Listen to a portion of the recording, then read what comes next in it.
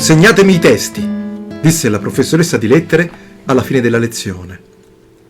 Raccontatevi con una pagina e fatelo con sincerità e coraggio.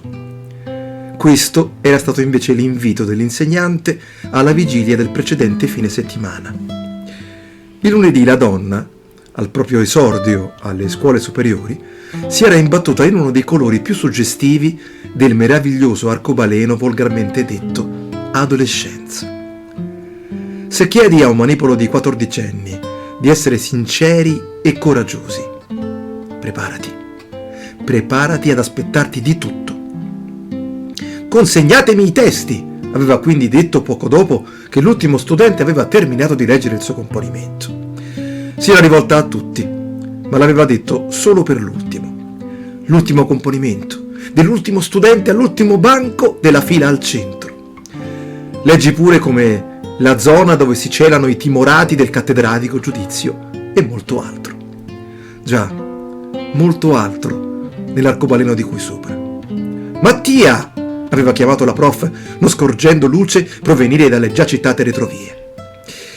Dopo un tempo quasi teatrale, il giovane della chioma vermiglia, portatrice di uno spettinamento ancora memore dell'impronta del cuscino, aveva raggiunto il proscenio scolastico e, seppur con il foglio preda del tremore delle dita, aveva letto con voce salda la storia di sé.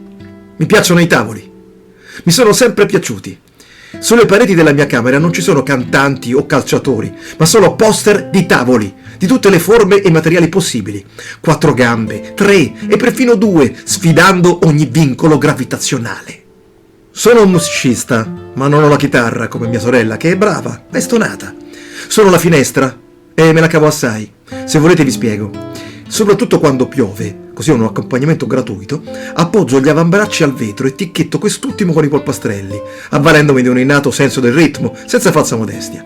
Se grandina, scivolo sull'hard rock, ma solo laddove sia d'umore particolarmente nero. Vado a letto ogni sera subito dopo cena e mi sveglio tutte le notti alle 4 in punto, sin da quando avevo 6 anni.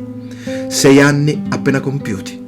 3 e 58, 59 e via, in piedi. Mi alzo, metto le cuffie e ballo, sempre con la stessa canzone, che non è una ballabile, ma non è importante. Scusate, ma adoro mangiare la pasta cruda.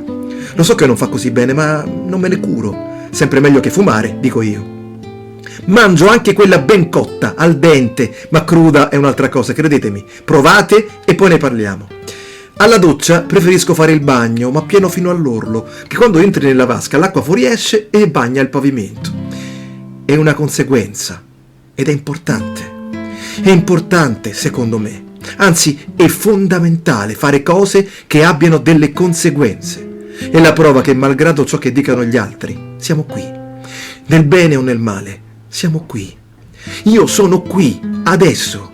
E sebbene esattamente alle 4 del mattino di 8 anni fa mia madre abbia deciso di abbandonare questa storia, la mia, anche lei è qui, come la musica della sua canzone preferita, che non è ballabile, ma 2 passi nella notte lo merita. Questa è la conseguenza di una delle sue scelte, l'ultima. Spero che le conseguenze delle mie vi rendano felici, a parte l'acqua sul pavimento del bagno.